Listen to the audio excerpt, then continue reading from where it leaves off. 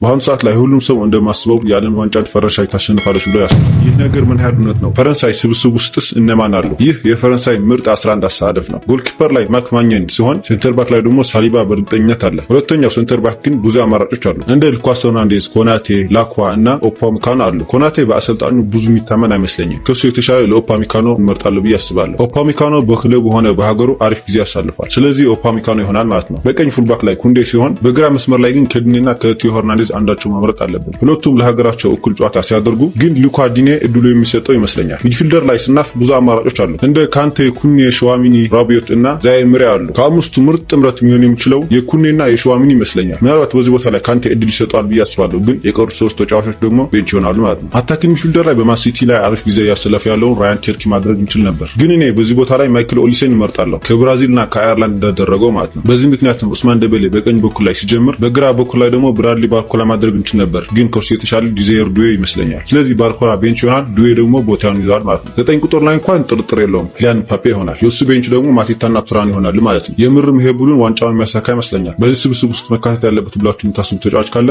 ኮሜንት ላይ ጻፉልኝ።